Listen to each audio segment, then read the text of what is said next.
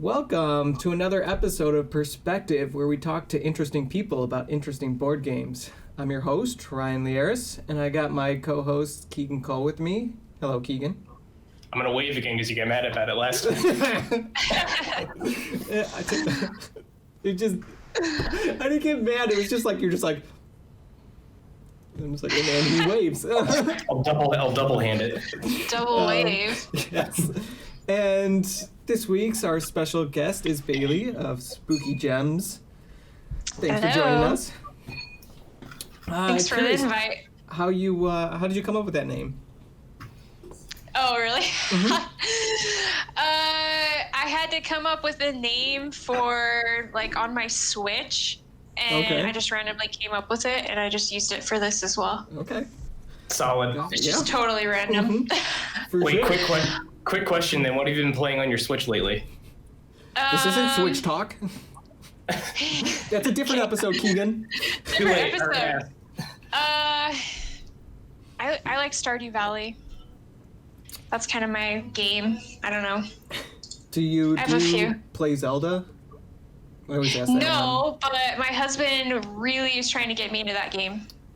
I guess there's a new Pokemon game coming out too. Pokemon Snap 2 coming out. Yeah. Snap. Oh my god, another Snap. That's right. I did see that. I was like, oh my god, I remember playing that.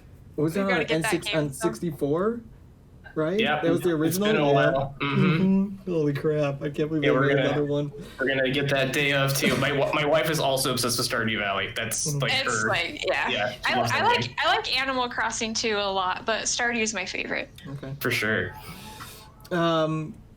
Yeah, I did Specular too. I kind of just did that with Specular. I just sort of took my name from my rendering company. I was like, I'm just going to use this for my board. I'm just going to start using this just for all of my things, but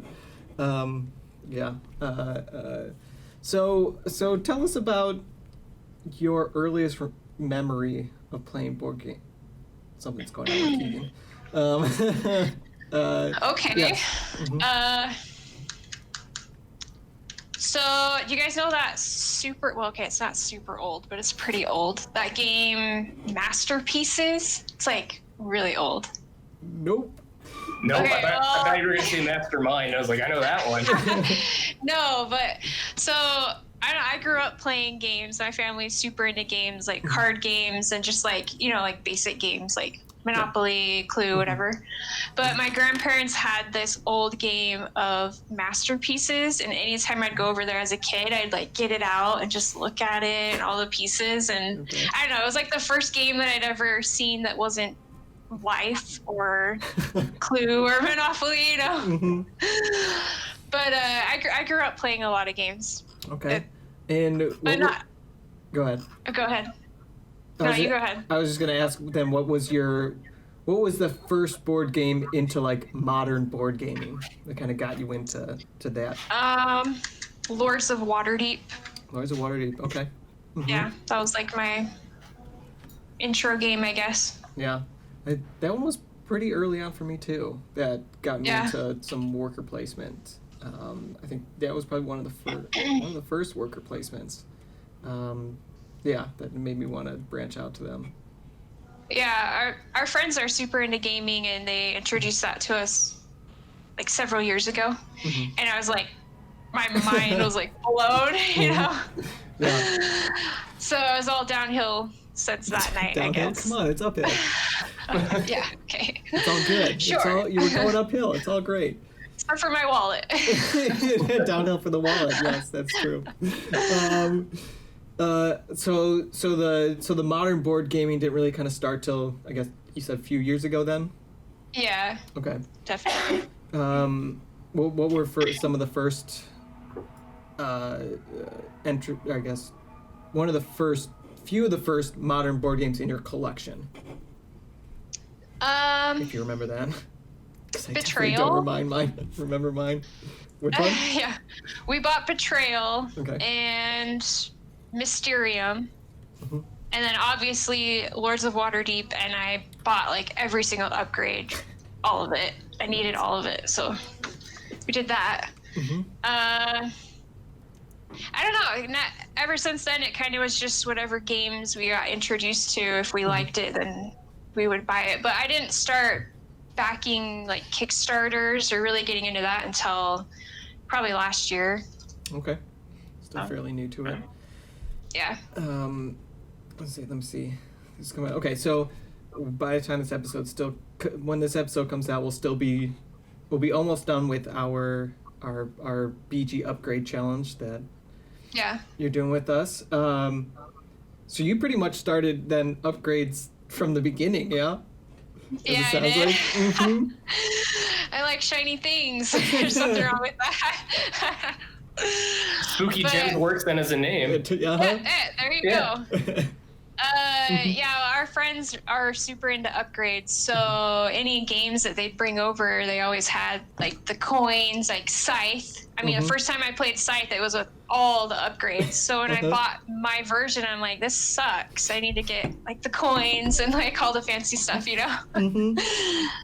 So it is what it is. And I mean, I really like the Spooky Gems. Whenever I go to I see your Instagram, I always think like you're gonna have some. You found some like crazy gem in the board game industry that I'm like, what is she gonna show us? Is she gonna show us something awesome that we don't know about? I should probably market it like that. Huh? That would be clever. So, what games would you never get rid of in your collection? Definitely Scythe. Wingspan. I just like Stonemaier games in general. You should ask Keegan about Stonemaier. Are you a fan or no? The only Stonemaier game that I like is Wingspan. Oh no. Really? I think Viticulture is fun too, but I do not like Scythe at all. Really? I do not like it. I think it's really boring. Okay, well, it can't be for everybody, I guess. I mean, not everyone can be right. Not everyone can be right. It's okay. Ryan, you're the one person in the universe that hates Food Chain. I was very disappointed with the first play again, but we said we need to give it a second play. I will play again with the expansion to see if it fixes the huge issue that I had with it. But okay, so Keegan, I don't understand. Wingspan, did you like immediately like it, or were you like, I'm not playing this, and then you played it and you loved it? The second one, I saw all the hype about it, and I was like, oh, it's Stonemaier. And then I also saw though like birds? And I was like, well, it's the first game in their catalog that isn't designed by Jamie, so I wonder what the different take is going to be like. And then we played it. Ryan got it because he pre-ordered it, and we played it, and I was like, okay, this is pretty great. And I ended up finding a copy of it like way later after like all the short printing was still going on. But I really liked it. It's one of our go-tos with our close like friends that are basically family for us. Like it's one of our go-to games. We give all the games we play with them nicknames. So we got Burbs, which is Wingspan. We got Cats for Isle of Cats, and then we got Wine for Viticulture. Yeah. What about some other ones? Oh, you don't have Vinos. Yeah, you do. I have Vinos, yeah. So what's that code name? Oh, we haven't played that one yet. Bigger wine? Bigger wine. Big wine? Bigger wine. You want to play wine or bigger wine? Thick wine. Thick wine. Yeah. 3 C's, baby. There you go.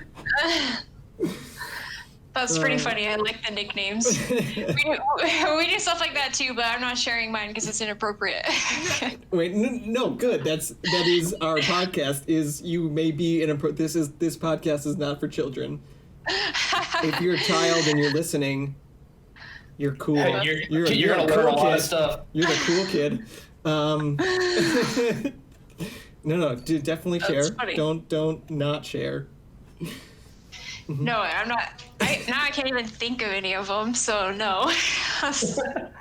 I'm gonna keep bugging you until we get one. Don't do that. No. Okay, so I can't even remember what the question was that you asked me now. Did I answer it? You said we're saying some of them for the ones that you'll never get rid of in your collection. Oh, right. Yeah. Lost Ruins of Arnak is like my favorite game this year, so I'll have that forever. Everyone really loves it, and I was just so about it. I think it's number 1 right now. On is it all BGG? the way number 1? Well, on the hot list. On their hot, yeah. That's what I mean. It keeps going up and down too. It's weird. Like I keep looking at it. It's like, did they announce the expansion? Did they announce the campaign mode? Like the most recent thing I saw is they're asking for people to play test the campaign right now. Oh, really? Okay. Yeah, but I'm excited for the expansion. Actually, same. I will get that. I'll get a day of right there with you. I guess It's very good. I'll have to play it and see if my opinion changes at all. But do you have I guess they brought up that you love Arnak so much right now. Is there any other game currently that's like the hotness for you? For me, like that I'm playing right now. Mm-hmm. Or one that you like are always wanting to play lately? Brass. Since we bought that, I love that game. Which Brass? Lancashire Birmingham. or Birmingham? Okay. Mm-hmm. That's a solid choice. That one's really good too. Mm-hmm. That one took me so long to actually get a deluxe copy. It was so hard to find one, and then Really? I randomly found it. I think on eBay. No, on Amazon. They had a deluxe copy, and I was like, "Oh, okay, cool. That is very rare." That sounds expensive off Amazon. Wait, when did you buy your copy? Because I was able to get one immediately. I mean, it was just not too long ago. It was only like a couple months ago. But yeah, like I had played it, and then I had played it last year or something with our friend Dan, and I had been looking for so long. It was really hard to get like a decent price deluxe copy. I just been looking for so long, and no one was like, even in like all the Facebook selling groups, no one ever had it. And I was like, oh my God. Nobody's gonna get rid of that game. Mm-hmm. Yeah, it's very, very good. Yeah, and the clay chips are awesome. I ordered a separate set of the chips. So do we. They get here Saturday. I'm excited. Nice. Mm-hmm. Yeah, I went on their Kickstarter page because Ryan got me a set for my birthday on Kickstarter, and then I bought a set. Then I bought a second set of like the base chips, and then I got City of the Big Shoulders in a trade. And so I emailed them being like, do you have sleeves of like the hundreds, the 500s, and the thousands still? And they're like, yeah, why? I was like, can I get a roll of each because I need them for econ games because I don't have enough money. Roxley's super nice. They're great. Their customer service is amazing. Yeah, that is true. Mm-hmm. So I definitely forgot to I screwed up again in the beginning and forgot to mention that our topic this week is artwork, and we're just gonna chat artwork in board games. And I'm here for the shit posting. I'm here for all the bad art. He's gonna shit some. I will shit on some. We will have disagreements. We will argue, and we'll give some that we really like. I pulled off some of the ones that I had that I felt that I just really love. They might not have been, some of them, 3 of them are not in my top 10 games, but ones that I probably will never get rid of because of how much I love the artwork, and was some that kind of just straight up drew me to the game, was simply the box art. It was just like, oh dang, this is gorgeous. What is this game? I want to know this game. And I think that is probably a really, I suppose, a kind of a good place to start the chat is, I guess, the artwork's role in board games and kind of how it can draw people to the game. If you kind of want to give your thoughts on that, Bailie. All right. I would say for me, because I am more drawn to the thematic side of gaming and not so much the mechanical side. Okay. That's the first thing that I notice is the art. Mm-hmm. And if it doesn't look good to me artistically, I usually am not very interested. So she plays no Feld games. Yeah, true. The game that I bought that I really think is just hideous, but I ended up still buying it, was Terraforming Mars. But I never play it. I always play online because I just hate it. Like the look of it is just not good. I agree. But I love the game, so I don't know. Did you back the that huge Kickstarter they had with all those awesome 3D printed tiles and everything? Definitely makes the game cooler. Yeah, it would. Still no. No, another even fix it. It's another game that I just don't like. I think it outstays its welcome. So, do you hate the way it plays as well, or you just don't like the way it looks? Okay. I don't like how it looks, and I think it lasts too long. If I'm going to play an engine builder, I want to play something that doesn't take as long as Terraforming Mars does. Yeah. But engine building's not like my favorite mechanic either, though. That just might be me. That's true. That game does take forever, but if I play online, it's a lot quicker, especially the solo play. But I still can't beat it, so I have rage quit. Actually, I'm not playing that anymore. So we don't even need to talk about it. I'm done. I'm not playing anymore. Okay. Yeah. I give up. Yeah. For me, that I kind of already explained a little bit, was artwork is one that will draw me immediately to want to actually learn and find out more about a game. If I'm not liking the game, even if it's like the mechanics are right up my alley and it's just like, that's a game I would really enjoy, the puzzle, the mathness of it, I probably would just straight up pass it up, because I'm just like, it doesn't, like, I don't stop, and like it doesn't make me stop and go, that's so cool, what is this? And it's like it could be definitely is a lot more this matters a lot more maybe in Kickstarters and in retail stores, right? As you're just kind of going along the shelf, if the artwork's just not looking good, my brain doesn't even like register it. And that's, I mean, it's kind of a shame, because you look at it and go, but it's still such a great game, right? Like, So I'm like the opposite, I think, of both of you, where like the art to me doesn't matter a whole lot. I think early on in my gaming career, because I think I've been more into the hobby gaming longer than you have, Ryan, because I've been doing it since like 2012. Yeah. Where like early on, like art was a big deal. Like I didn't play Pandemic for the longest time because I thought it looked like shit. And then my parents bought me a copy, and we played it. I was like, this is pretty fun. I mean, I never want to play Pandemic ever again, but it was fun. It was fun at the time. But for me, like, give me a beige ass Euro any day, and I'm fine with it. Like for me, I'm such a mechanic boy. Like I want to know how the game works. I want to know what is going on in the game. As long as it's not space themed, then I'll probably consider it. Space theme is like bottom tier like theming for me. Like I'm over space. You went all in on the Moonraker. Space theme games. Yeah, no. Get me out of. I don't want to be in space. Get me on the Earth. Like I don't want to go out there. It's fine. So what about like Bonfire, Steffenfeld? That one's weird. Do you like it though? Do you still like it? All three of us are, as like we did a Feld month, right? And that's right. I remember that. As our ranking, like just as our group ranking, Bonfire ended up being number 1.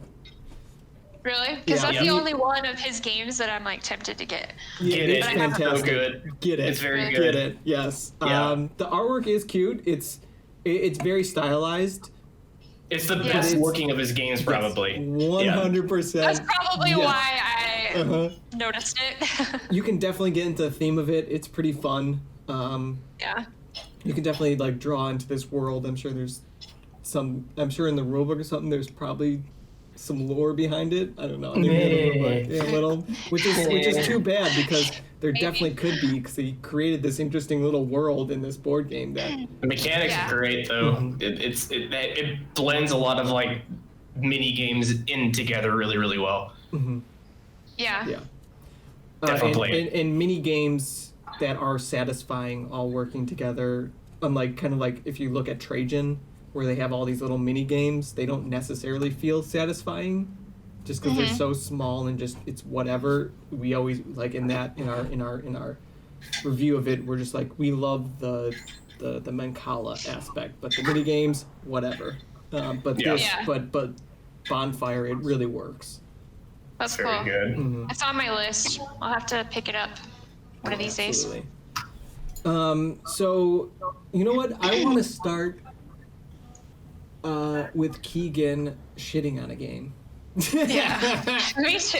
I actually do too. Let's hear it. Since I'm going to be the guy that's going to talk most about shitty looking art, I want to talk about, can I before I do my first shitty one, can I do my one that I want to talk about art-wise that I love? Really quick? Yes, I would love to know which one game you I do though want to say, because you had brought up, and Keegan, you said with games that you really like, you don't necessarily look at the art, and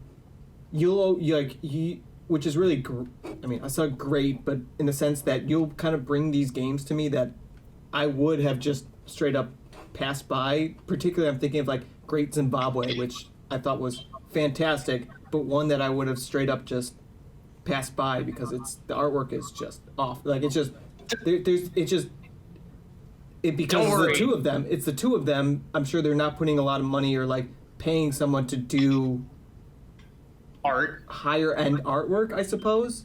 Don't worry, I have Splotter on my shitty art list. Splotter games are some of my favorite board games ever, but I can 100% be in the camp that it looks like fucking shit. Like, See, no qualms in saying that. I would not have played Great Zimbabwe and would have just straight up missed out on such a fantastic game. That's a beautiful game. So yes, go ahead, Keegan. So Bailie, just to clarify, there's plenty of games I really do like the art for, but I think it's fun here. I think it's fun you're talking about ugly games. But the one game that you're not wrong, it is. the one game that I did get 100% because of the art, and it sat on a shelf for the longest time, and me going, oh god, I hope this game doesn't fucking suck. And it's the game that got me and Ryan to meet. Is Feudal. Yeah. Okay. Feudal, I think, has the coolest art. It is such an acid trip, like Beatles Yellow Submarine looking style game that has a big chunky monster on the front with a boat and a guy going, oh no! And it looks weird. And the board it's just so much color. I'm looking it up right now. Yes. It's my number 3 favorite game of all time. Really? Yeah. I will go into the camp of people talk about this a lot with Feudal. People that are in the Feudal community all agree on this, that the board is very much form over function for a lot of it. The board is beautiful, but there are some paths that are like, where the fuck's the path at? And like, what do these bubbles mean? Like, it's so hard to like figure out. But the game itself is great.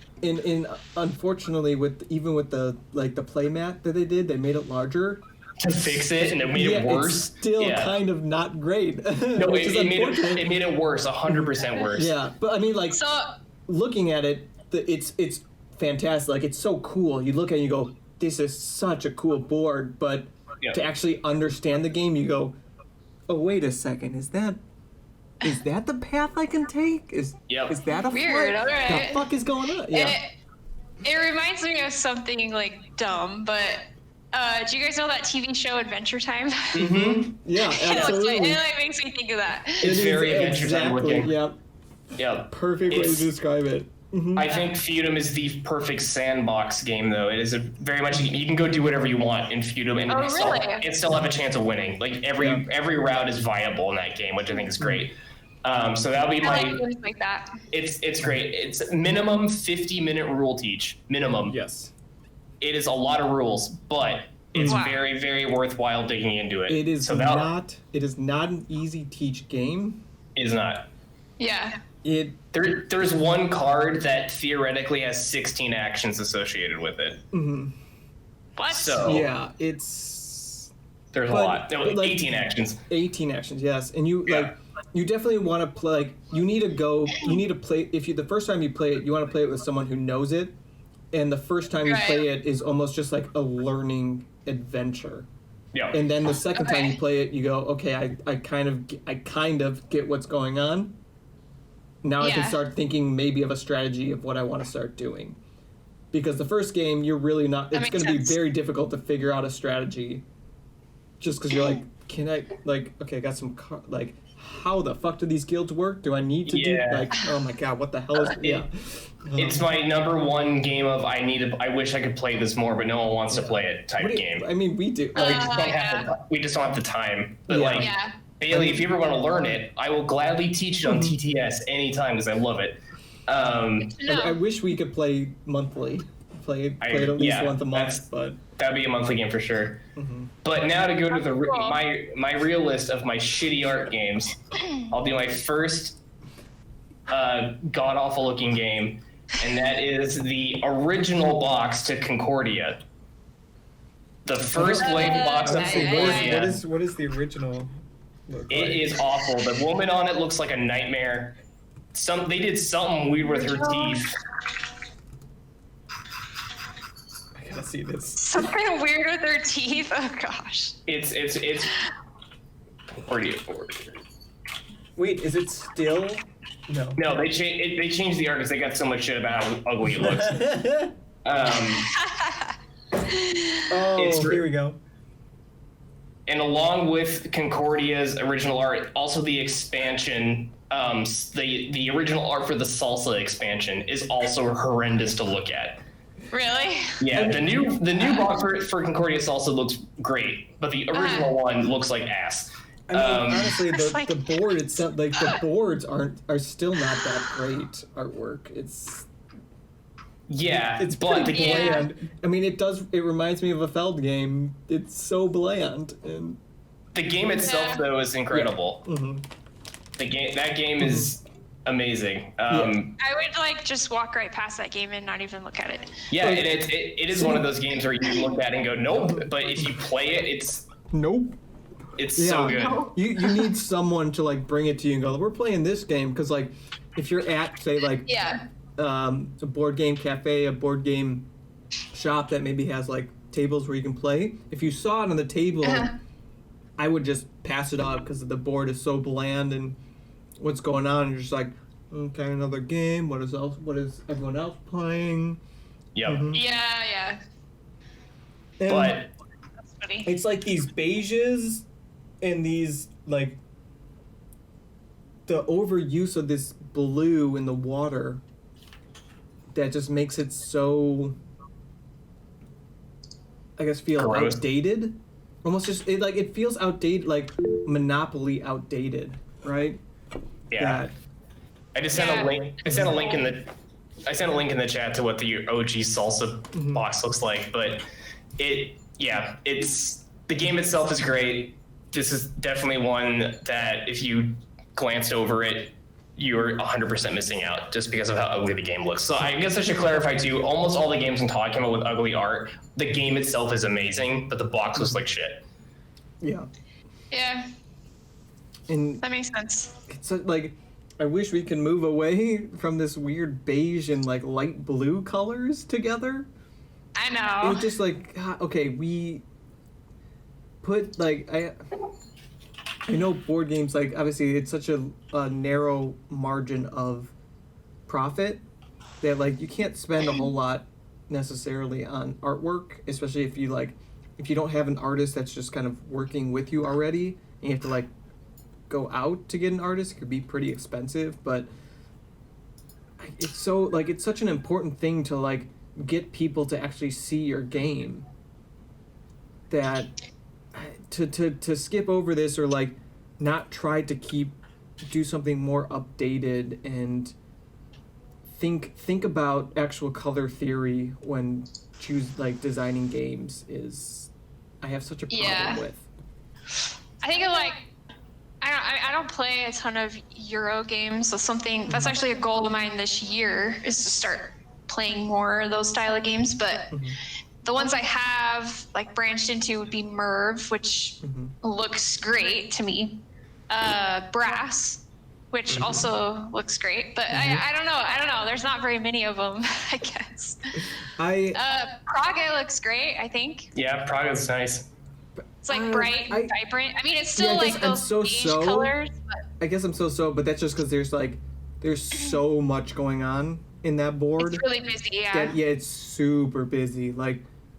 You can have a lot of artwork without it being super busy. And thinking about an example, like the West Kingdom ones, they have such an interesting stylistic thing. They put a lot, like their artwork's pretty detailed, but it also doesn't become so overwhelming or like just so doesn't take away from the game. Yeah, that it takes away from the being able to actually see what's going on the board, and that could happen a little bit. I see in Praga that like it might be a little bit difficult to kind of see what all the things are going on in the board. Praga's very Where's Waldo looking. I think it's fun. That actually is a good way of describing it. Yeah. Where's Waldo? but I mean, with a game like Praga, with so many different things going on in that, I don't know that it needed it. Maybe if there was a little less going on, you could start filling it up right with the board, like filling up and doing a little more detail. If like there's not a whole lot of maybe iconography that you need to be seeing and understanding to what's going on, but there's so much in Praga that I think they could have reduced it a little, just to help out a bit. Yeah, I see what you're saying. In mentioning Merv, if we would talk about that one, talking about, I'll jump on the shit talk wagon with Keegan here of Merv, and I know you both disagree with me on this one, but I guess a lot of my likes in artwork and stuff come from my architectural schooling. So a lot of it is going to come from design that actually thinks about color theory and how they all work together, and that something does not want to... You don't want to have multiple things screaming for attention, and that's exactly what Merv does for me, with all the colors being like so close in its brightness. It's just like something is trying to, like, all of them are trying to scream for attention. You're like, just give me one of them, and then the other ones pull back and just allow them to be secondary to it, and allow one to shine. And no, King goes, no. It looks like an old mosaic from back in the day, and that's what the old mosaics looked like. Yeah. Yeah, and so that's why I appreciate it, because I think it as shit, and I don't think like it looks. You like boring looking. We get it. I think it looks beautiful. Okay. Okay, if we're talking boring, like gaudy shit, I'd say like Rococo is like way out there to me. Okay. It's like so like. Okay, I got a game here that I really love, and I'm just gonna bring up. Do you consider this boring? No, but it's very blue. It's very blue, just like Lisboa. It is, but the yellow, the blue is pulled back. Like the blue is pulled back, and the yellow is what's taking the attention, and is fantastic. Like even within the rocks, you see the blue, but it's a very darker, deeper color blue, right? Like the yellow is what really pops, and you really get to see the like because they're doing blue jeans color theory, where blue and orange go together. That's like that's color theory, and like that's what it helps to make certain things pop out and make you like draw your eye to certain things. And I guess like my architecture, the photography that I really like, that's what you try to do, because you try to draw people to like something in the image that you want to showcase. But is that a Western mindset, or is that a universal mindset? No, that's a universal mindset. I don't know about that, but the way color theory works, that's pretty... I mean, you see it across like Europe and all of like within paintings and stuff. Like Europe's also Western though. Europe, but you see it throughout all like paintings and stuff, right? They pick like a dominant thing and then allow complementaries or tried colors to be a little bit less, and almost like build up the one color. Like there's one central focus. Yeah, exactly. Right? It just kind of helps you not be like, oh God, where am I supposed to look in this? It's just all yelling at me. I guess that's where I get what you're saying. Like in it, yeah. So go ahead, Keegan, continue. I'd say I appreciate both styles of art for what they are. I like the vibrant colors that like something that looks something more like it's from like the Middle East or India. Just with everything like, I don't know. I'm not a colorful person normally. Like black is like my go-to aesthetic most of the time, but like I like visually looking at things that are colorful and vibrant and poppy. Like the movie Midsummer, that movie's bright as shit, and I love it. Yeah, there you go. I'll do one more shit one, then we should. I want Bailie to bring one up. Another shit one to talk about. I will go ahead and throw a splatter game on here. Roads and Boats looks like a 5-year-old drew it, and they're like, "Cool, we're done." Yep. Bailey, have you seen Roads and Boats? I'm looking it up right now because I have no idea what you're talking about. Look deep into the donkey's face and tell me it doesn't look like a nightmare. Roads and Boats, etc. or something? No, the etc. is the expansion. Oh, okay. Or like the new edition is like the base game and the expansion. Why have I never seen this before? That's so funny. Have you played it? I mean, is it good? He has it. I have it. I haven't played it yet. Also, just to clarify, the game itself is a pain in the ass to store. I have to put it on top of my shelves because it's extra long because there's a piece of plexi in it. And it's also weird, and the back of the box is just white, so you don't know what's in the box. And it has like 1,000 chits you have to punch out. But my gosh, I'm looking at it. That's so much stuff. Yeah, That's a big game. It's a really big game. It takes a while to play, and the whole game is logistics, where you have to like gather things, bring things back with your donkeys, make it into a building, bring things to that building to turn things into logs, to put your donkeys back out to buy cars. Like, it's a lot going on. Yeah. But the videos I've watched about it makes you really excited to play it, and it looks great. It's one of what is considered Splatter's big 6 games.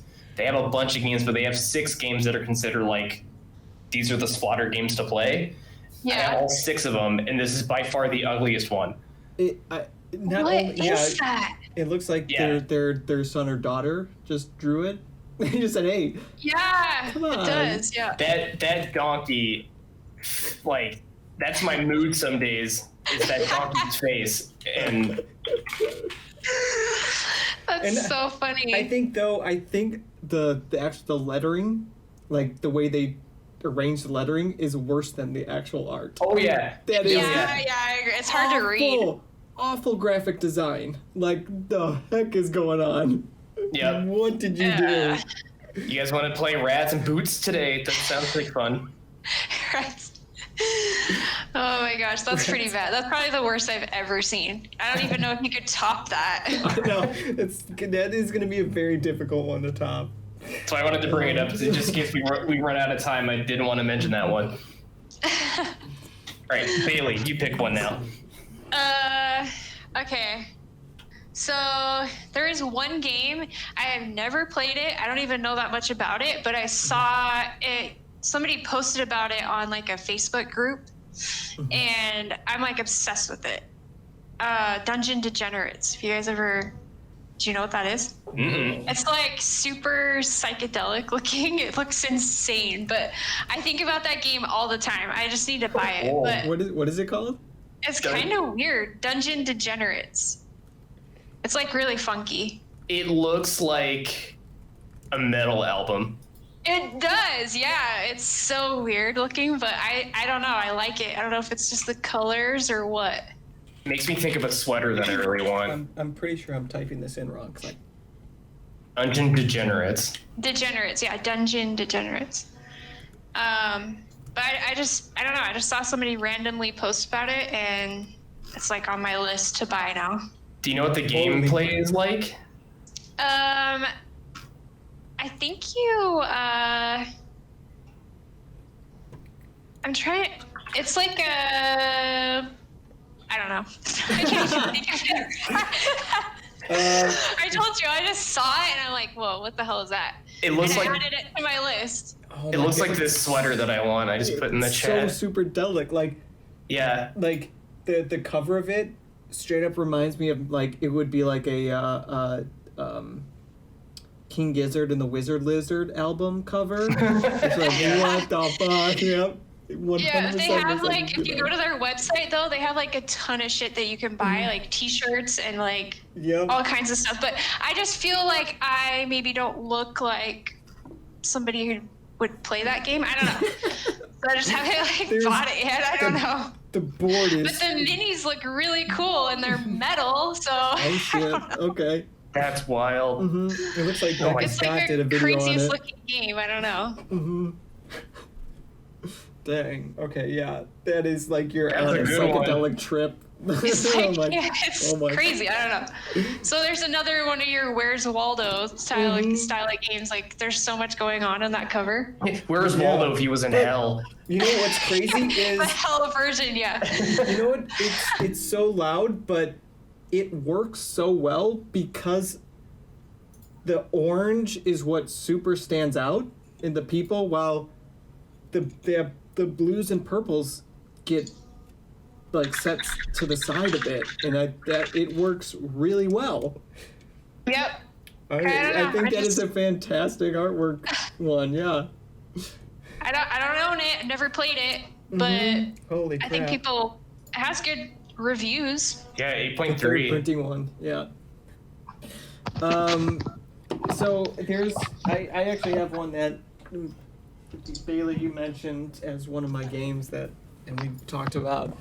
This artwork is probably one of my favorite. Again, like it all comes down to this, the whole like color theory, and they're using the blues, but you get super drawn to this like the light that's coming up, which then draws you over to like this interesting puddle of this person in the shadow, or like in the reflection here, that just it's such an interesting, mysterious picture that like super draws you to this box. That I don't know, I really like. I love displaying this box because it's just such fantastic artwork. It's so like it's simple, but just super works. Everything in that game is like fantastic though. Either the cards, the board, everything. Yeah. Do you guys watch Peaky Blinders? I can't play brass without thinking about that game. I need to watch. I have not it's watched really it, good. no. It's one of my favorites. Just random. I like the actor in it though. I need to watch that because I love him. Cillian Murphy is like my favorite. Yeah. He's the best. What else is he in? He was Scarecrow in the first Batman movie. Right. Okay. He was the main guy in 28 Days Later. Oh well. Okay. So one other one that I'll shit on, but Keegan very much likes is Lisboa. I'm not like in love with how it looks, but I think it doesn't look as shit as you think it looks. There's this the amount of blue that they use just it feels so distracting and gaudy and awful for this game that they don't do anything to draw your attention to something, like some sort of important aspect of the game. It's just this blueness across this huge board that it's so difficult to sit there and look at the whole time. Yeah, I can see that. But it's based off of real Portuguese art from the period. I understand, but it's which I appreciate since it's a historical based game, so it matches the thing it's trying to portray. It's just so much. Which is good. I mean, that's great they do it. It still doesn't change that it's so difficult to look at, and when I'm trying to like learn mechanics and stuff, it just makes it harder. Yeah. I don't know. Yeah. So that's a lot too of why I have problems with certain art. It just makes it hard to understand what's going on, or like things that I need to be paying attention to, because everything is just screaming at me, or just bland that it's hard to pick out. And yeah, so I get that. just like it's one of those like I have so many of the other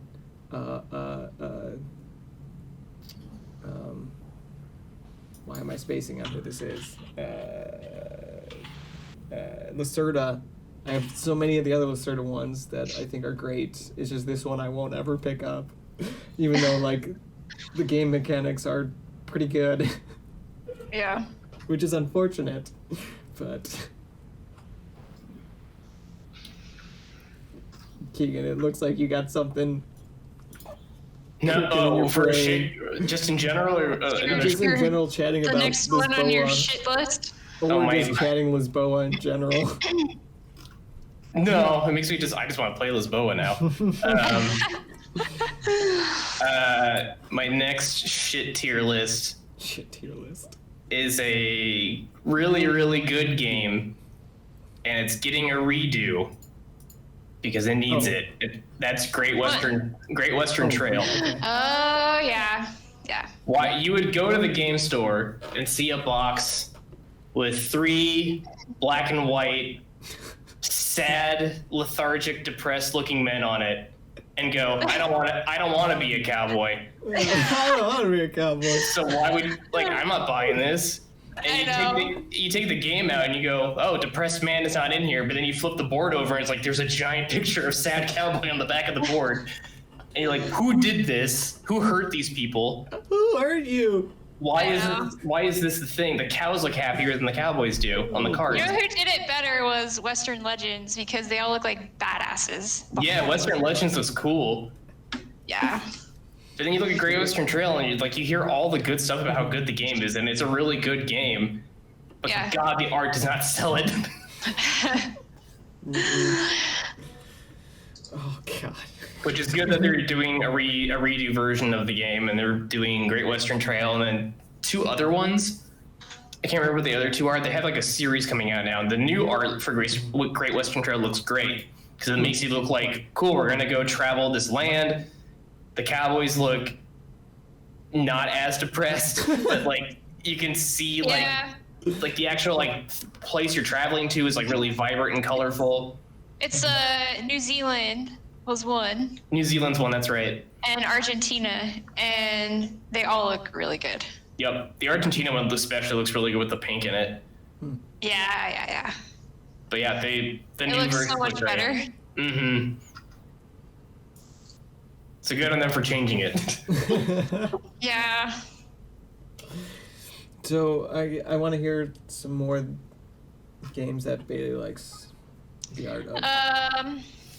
Let's see. I like Scythe a lot. I know Keegan here don't love that one, but I could live in that game. I think it's so pretty.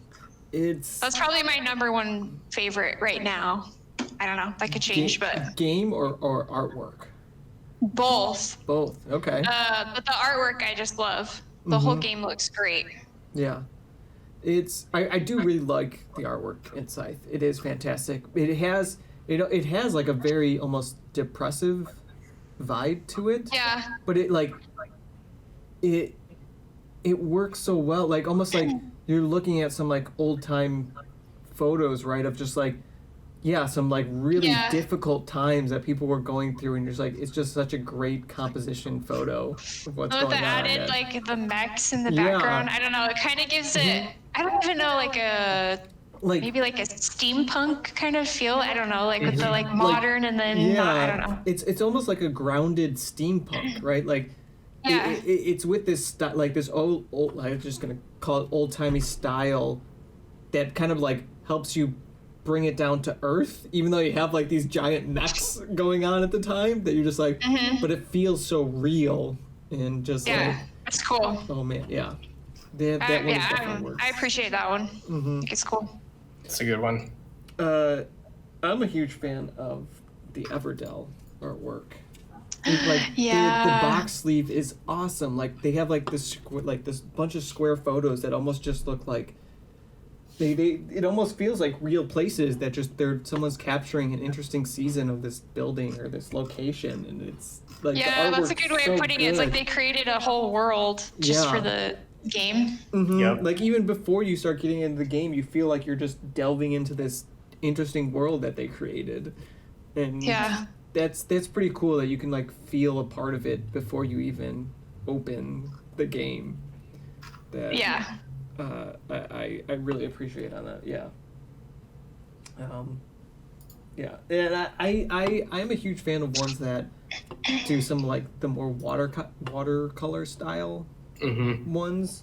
I'm trying to think like well, I don't have let me see. No, I don't have the watercolor ones out, but On the Underground does a like they just have a really cool like box sleeve that's just like this very interesting like splatter watercolor that just almost like does the skylines. And yeah, I like that. That's cool. Obviously it doesn't tell you much about the game or not, but I think it's such a cool thing that definitely makes me go, what was that? What is that game? Like, yeah. I like the little head turn there. Yeah. Please tell me more. Yeah, even the like that whole style is then brought into the game, like the game board, right? And they kind of have like this interesting splatter that goes along, but none of it is really nothing like super pop. Like it doesn't draw you away from those all like seeing the necessary routes that is going on. That is crucial to like that's the whole point of the game is seeing these routes, and you still have this awesome artwork that's like underlaid on this board that is in this watercolor style that is there and really cool, but doesn't take away from actually seeing the mechanics of this game. Yeah, it's a fun game. Mm-hmm. I want to play that one again. That was one of our early reviewed games. Mm-hmm. Yeah. What else you got, Bailie? Let's see. One that I recently got like in the last couple months was Overboss, and I like the look of that game. I think it looks great. I think they did such a good job. It looks just it reminds me of like a Mario game. Yeah, like those old school like what is it like 8-bit or whatever like video game style. I like that a lot. Yeah, it's fun. Yeah, the guy on Overboss, like on the cover, looks a lot like it immediately made me think of the final boss in Super Mario Brothers 2 on the Nintendo. Okay. Yeah, that's overall, I just like that game. I don't know, it's great. I'm a huge fan of the like some of the games that have very stylistic artwork is cool. Like for me, it's West Kingdom ones. I'm a huge fan of that. Just that style of artwork that they have going on, I think is super cool. I like that a game can have their own, like, I really appreciate when they do create their own style for a game, and that definitely helps them kind of stand out and make you see like, oh, like you can see who is like their games that they developed if they have a particular style. And you can, and even like with Ian O'Toole, you start to see some of his, you can kind of start recognizing some of his artwork throughout all the different games. Yep. Yeah, that's true. But yeah, Keegan, you got any other games you want to talk about? Well, you don't have to shit on anymore, or you can, I suppose. I got one more I want to shit on because it's shit on itself because of how ugly it looks. It's another game that I really like, but only the new edition of it makes it look nice because it's very simple and clean. And the ugly version is Glory to Rome, the Cambridge Games Factory 4th edition. Jesus. Okay. Looks like shit. It is so fucking stupid looking. It looks awful. It legit another one of those someone made it in Microsoft Paint style games. Like it looks like Microsoft Paint. Wait, I gotta see this. Wait, which one was it? Or I'll just send a link. Glory to Rome, 4th edition. Oh boy. Oh god. Is it just like the really red background with the really shitty looking Roman with his tiny ass sword? Yeah. Well, the tiny ass sword makes sense, but this art is it's. And like the card art is just as bad. Like it's super ugly. Which is why I'm really happy that the Black Box edition cleaned that up. If anyone who's listening who hasn't played Glory to Rome, don't buy it right now because the cheapest nice edition you can get is $300 because there's a lot of issues with who owns the game, and it's never getting reprinted probably, and all this other stuff. So don't buy it. But if you have a friend who has a copy, or you don't, make a friend who has a copy, because it is one of the most. It's one of the most fun group yelling at each other games ever, because there's a lot of you'll get very angry at each other very quickly in that game, because that game has a lot of cards in it, and all the cards are overpowered to a certain extent. A lot of really trying to fuck over the people around the table. It's a lot of fun. There's some cards in there that just straight up, like, if you accomplish one thing, you just win the game outright, and no one can do anything about it. It's a lot of fun, but man, that edition of the game looks like shit. Okay, wait a second. What is this? Okay, so I'm on Instagram here, and what is this game? Okay, so again, this reminds me of the Awari art style that I just I immediately saw it and went, the fuck is this? This looks amazing. Can't really see it, but it's this purple in the building here just super stands out and looks so cool. Yeah, again, just something that I went, okay, I want to know what this game is right now. I really want to know what this game is, and I have to look it up after this, after recording this, because I need to know. So yeah, do you have any other games you want to give a mention to? I have one that I'm getting on Kickstarter soon that I think looks like great.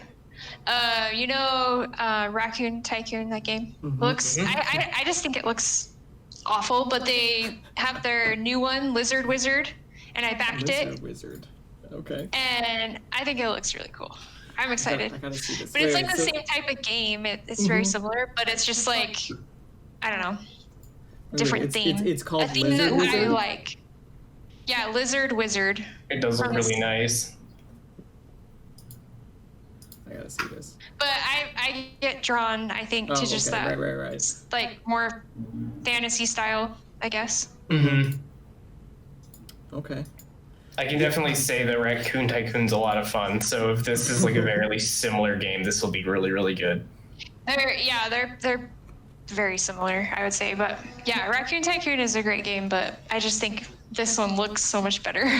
Yeah, I can agree with that. It looks really, really cool. Can we make a little note on this, on the Raccoon Tycoon, that they have, like, the expansion comes in a box that says, shut up, phone. It says, like, Raccoon Tycoon Deluxe version, but it's only the expansion, but does not say on the box that it is only the expansion. There's a sticker in the bottom right corner that you have to look at. If you don't read the sticker, then you are maybe screwing yourself, but more than likely it's just the expansion. Yes, it is. I saw it at the game store. I'm like, oh, the deluxe version, right? It comes, but the wording too is very confusing. That when we were talking, like I was talking with the woman at the game store, and she's like, yeah, it's the deluxe version. It comes, and we were looking at it. We went on the games, like on their website to look it up, and it's like, oh, this is no. She opened it up for me, and we were looking through it, and it's like, oh, this is literally just a big box with the expansion to fit the base game in plus the expansion, but makes no mention anywhere on the box, like does not make it clear whatsoever that it is only the expansion. I was like, wow, what are you doing? How many people bought that not knowing? Yeah, I would have. I almost bought it thinking, I was like, okay. And I was like, I need to make sure, because yeah. So yeah. Don't do that, publisher. It's an awful thing to, yeah. Sorry. Something I got pissed at. I was like, why would you do that? That is like such manipulative marketing. Misleading. Super misleading. Okay, so now that we've kind of shit on games for an hour, their artwork, Bailie, is there anything that you'd like to share with the audience of things you're doing, want to let them know about? Anything you want to plug? Oh gosh. I don't think so. I'm just here to have fun, guys. Nothing else. Okay, well, you can find her on Instagram at Spooky Gems Tabletop. Yeah, and we've been kind of just doing a monthly Instagram challenge of board game upgrades. Yeah, that's true. We should bring that up. Yeah, by the time this episode comes out, though, it'll be right at the end of the month, so getting in on that might be a little late, but hopefully we can get some more in. They still have some time to come and join and get those 14 days. I mean, even if you see it on the 26th, post a few days and get yourself a what is that, like why can I not think of words? What did we decide on? That if every day that they post will be they can be added into an entry. God, yeah. Words that I cannot think of. I'm a fantastic podcast host. Yeah, every day is one entry. Mm-hmm. That's right. And we've had a ton of people get involved. I've been actually really, I don't know, it's been really cool. Yeah, and there's actually been a few posts that I've seen people posted that I'm like, buy, need, I know, now, me too.